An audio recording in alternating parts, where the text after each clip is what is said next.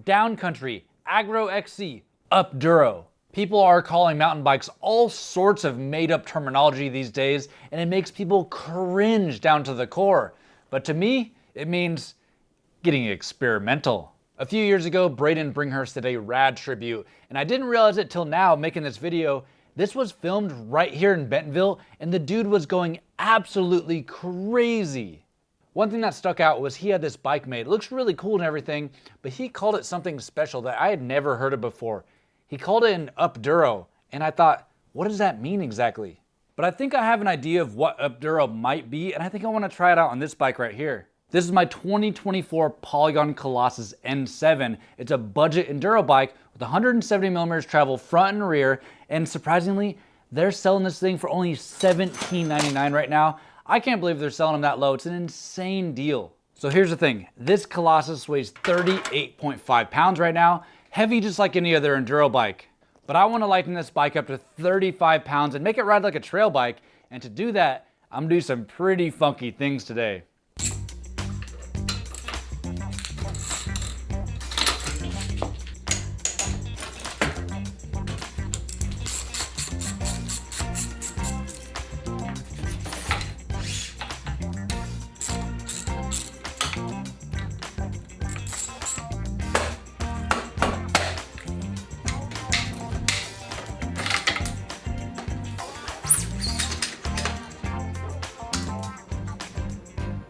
Another day and another bike stripped all the way down to its frame, but I'm going all out on this upduro. But real quick, I just got a package in the mail and I've really been wanting to try this for a while.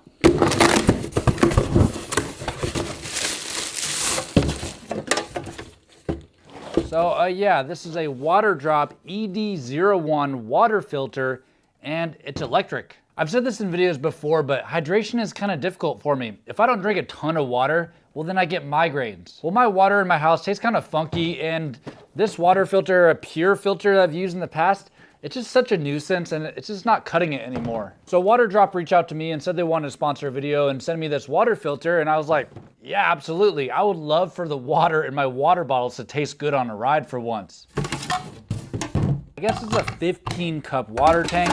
Battery charge lasts for 30 days and the filter will last for up to 200 gallons, which is quite a bit. And unlike my Brita, I just press the button and get instant water, no waiting for the water to trickle through. Time for a taste test. I already flushed it through and everything. This is my first taste. Oh, that's pretty good. That's some good water right there. A lot of people put this whole unit straight into the fridge, and it's super portable, really easy to take to the sink and get it all filled up. Unlike this one that I've straight up dropped before full. But the important thing is that this thing filters out 30 harmful substances, including a bunch of different pharmaceuticals that can be in your tap water. So now I have fresh water for my Camelback, my coffee, and drinking water is not gonna be such a chore because it tastes so dang bad. But this thing retails for $49.99, but right now they're having a Black Friday sale, 20% off. So if that interests you, I'll have a link in the description. So this is the fork that came on the bike, a RockShox Zeb Select or something like that. And I really like the Zeb forks, but this is a Fox 36 factory. This came off my prototype e-bike, and the stanchions are a little bit skinnier and the travel is 10 millimeters less, 160 millimeters. The only reason why I would consider reducing the travel and swapping out this Zeb that I really like is because of the weight. And that's gonna be a theme on this upduro build from here on out, is reducing the weight. So this is 2,300 grams, and the Fox 36 is at 2,065 grams. That's like 240 grams lost right there.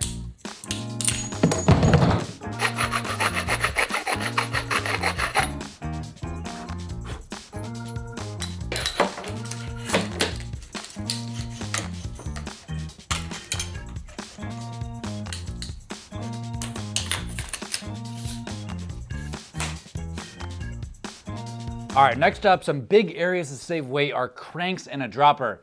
I got these Carbon XO1 cranks. Let's see how much weight I'm gonna save. Stock Shimano, 752 grams. Don't wanna forget that.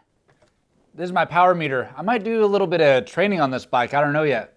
Then I got the stock dropper. This thing feels heavy. 968 grams. Then we got the one-up dropper. Let's see.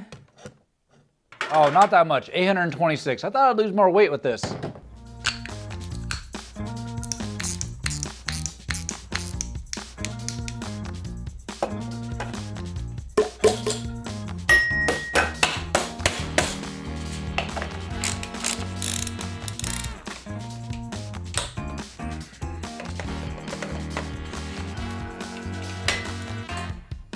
Man, this bike is looking mean. I can't wait to try this whole Enduro thing.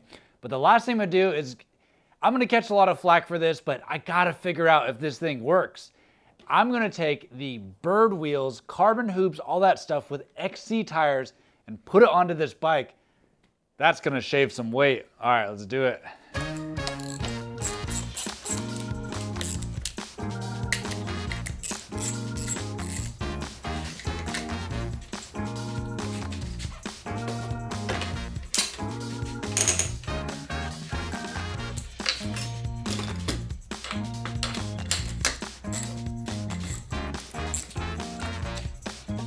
Oh yeah, man, this thing is looking crazy. Just a couple more things to dial in. I'll spare you from all that, but I gotta know, how much does this thing weigh? Oh man, this is feeling pretty good. Let's see. 34.63 pounds. That's a 4-pound loss. All right, let's go ride.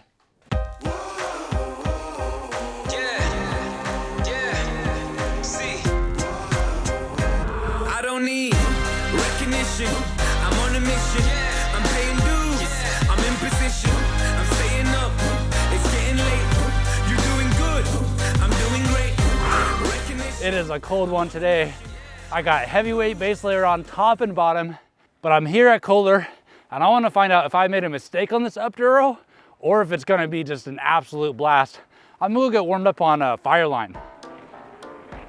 Their rear end does feel higher, which is interesting.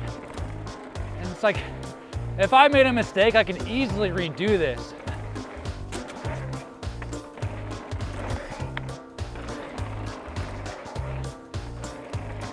Oh wow, that's smooth.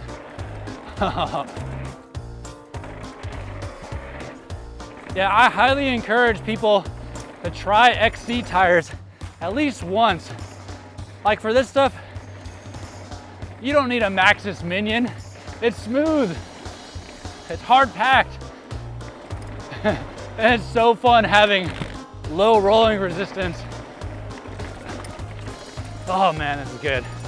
Man, this bike is already feeling super peppy. And man, I'm excited to try like an experimental build. I haven't done an experimental build in like 2 years or something. And it's weird. I've been adhering to these boxes that the mountain bike community creates, you know, XC, trail, enduro. And I don't know why. I think it might be because like some weird reason I was trying to be like respected as a bike mechanic here on YouTube.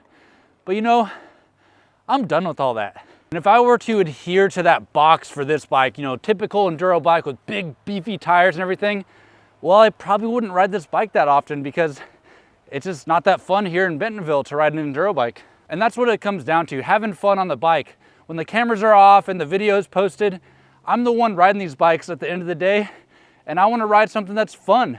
And if this build, you know, triggered you in any way, just chill, man. We're just riding bikes.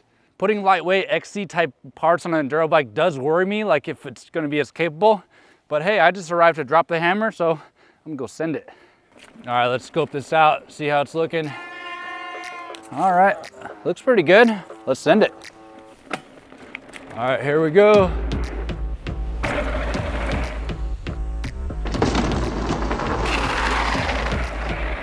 Oh yeah. Wow, this bike is so lightweight. This is awesome. Woo. Wow. But here is an issue. So right here, getting out of the drop the hammer zone, this is like 16% grade, almost impossible on a heavy enduro bike. Most people walk this, but with an Enduro, let's see if I can do it. Oh, here we go. I'm not even in the easiest gear right now, and I am not warmed up at all. Yeah. Ooh. That was the hard part, and that didn't feel hard at all. All right, the climbing is way better. I mean, obviously, I put super lightweight parts on it, but do those lightweight parts ruin the enduro experience? So this is rock solid here, and I'm gonna go find out. I'm gonna have to take it easy though, because I've cracked a rim on this trail before. All right, here we go. Yeah, take it easy, lots of leaves and everything. But there's another reason, other than just having fun, of why I'm doing this Upduro. Yeah. All right, here's the fun part. Yeah.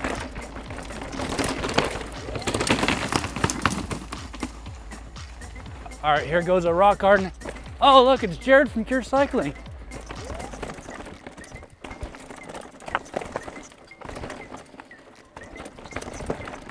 Oh yeah.